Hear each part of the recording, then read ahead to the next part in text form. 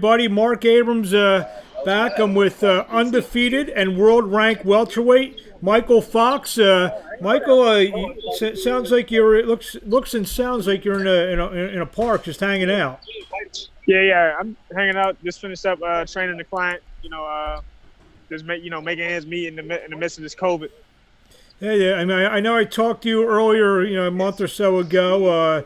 Have you been? I assume you've been in the gym as well. I've been working out. I've been working out where I can. We're definitely picking our boxing back up though. For sure.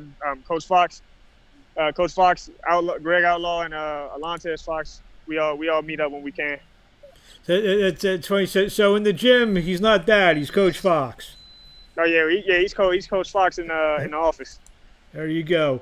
So the reason for this interview, because like I said before, I had interviewed you earlier in the when the COVID-19 first came here. It came to my attention last night from your promoter Marshall Kaufman that you were actually offered a really big fight for which you accepted, and then, upon looking at you, you were turned down. So I'll let you have the floor and discuss what went on. Well, to my knowledge, my dad hit me. He actually asked me, Virgil Ortiz in July, what you think about it? I said, what's up? Like you want we can do that. You know what I'm saying?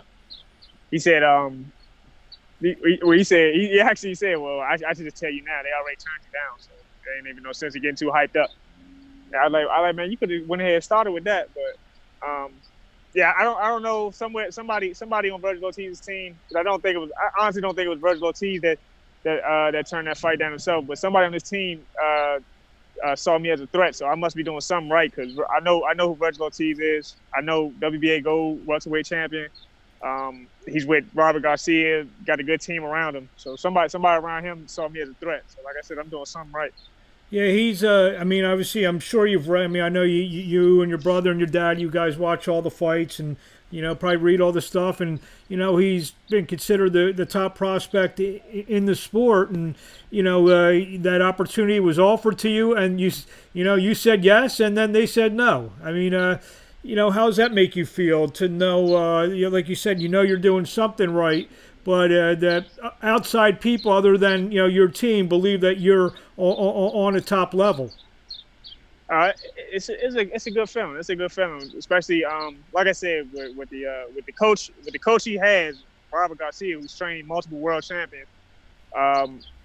So like I said, someone around him must have heard of me or probably see my stature being 6'4", southpaw as that it could be an issue for Virgil or any fighter, not just Virgil, but and for me, no fighter takes a fight they don't think they can win. So I was definitely on board for testing my skills against one of the top welterweights. The list of fighters that have turned me down just grows, and it's a who's who type of list. Well, what do you feel you have to do to get one of these guys in the ring? Obviously, you had the two step-up fights when you fought Fozzy, the Olympic gold medal winner who you beat, and then the fight on Showbox, I believe it was Orgashev. Is that who it was? Shojahan Urgashev. A fight that you narrowly lost, I won't even say lost, narrowly were a little behind on the scorecards, so to speak. So do you think it's off of those two fights that some of these quote higher ranked or higher profile guys they want no parts of you? That could definitely have something to do with it, but a win over an Olympic gold medalist always it does help assert you as a problem. And I think even with the Shojahan Urgashev fight, he had 16-0, 15 knockouts, and despite losing to him, I took him 10 rounds. So that lets you know that I don't fold when you do land a shot on me. So some people, some fighters don't land anything on me, and when they do, you got a power puncher like him. he couldn't land a shot on me. So no, I don't fold under pressure. Now there's a yesterday news broke of a fight that kind of fell between Maurice Hooker and Regis Prograis, with Hooker saying he has to move up to welterweight. He's a tall drink of water himself. He's makes 6'1", 6'2", if I'm not mistaken. So I know you got speaking with your promoter Marshall Kaufman.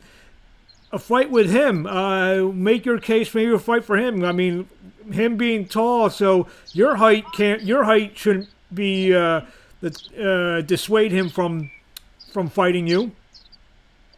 Well, yeah, definitely. I mean, we're both moving into the welterweight division. I mean, it's a great fight to move into the division, and then whoever wins between the two of us, we can fight some.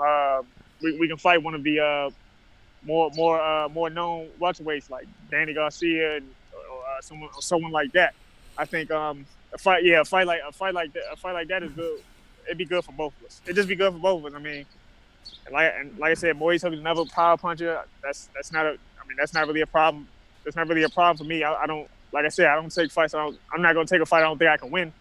And I mean, a fight with Virgil Ortiz or Maurice Hooker, those are fights I think I can win. Would they be tough? Absolutely. You know what I'm saying? Those guys aren't pushovers, but neither am I. What the fact that you were willing to take a fight in July means that you're pretty much. I know you mentioned you're in the gym, but you're pretty. It sounds like you're pretty much in the middle of what you would call a training camp. Would that be fair? Yeah, kind of. I guess you could say that. Especially have we got the green light on that on the fight in July, we definitely would have kicked it in the overdrive. You know, the thing is, everybody hasn't been able to train and do everything they want to do. You know, boxers are creatures of habit, so we ain't been able to do everything we want to do. But that's just another thing we just got to adjust to. You know, the great fighters adjust. We're able to adjust. Now, don't get me wrong. Nobody had to face a pandemic, but it makes the story sweeter. Have you and I assume you've been sparring a little bit. I actually haven't been able to spar, but I'm definitely looking. If I'm being honest, but I'm looking to get back into sparring. Either probably next week, but I want to or the next couple of weeks to come. I want to get back into sparring. People are making moves and stuff. Somebody did reach out to my dad, but we didn't. I mean, like I said, we didn't know where all the work was for a while. You know, everybody's gym's been closed, so. But we're gonna make it happen however we can. People can hear the birds chirping behind you, and you're in a park, and you're there for a specific reason. Why don't you tell everyone what you've been doing during the pandemic to just try to stay afloat, make some money? Tell everyone out there what you've been doing around the Maryland area. You know, around the Maryland area, you might have seen me around one of the parks or whatever. I've been training my clients. You know, I train nowadays since the gyms are closed. I'll train them at their house, at a park, anywhere. As long as they're willing to work out, I'll meet you there. None's really too far with how the world is right now. So how's that been going? Have you been seeing a lot of people, starting to, I guess, get out of their houses a little bit more? With the weather getting better, 80, 90 degree days, and wanting to work out, or definitely wanting to work. I mean, I'm a victim of this. We've had nothing to do but eat, because we've been stuck inside our houses for 3 months. So, is those the type of people that you've been getting?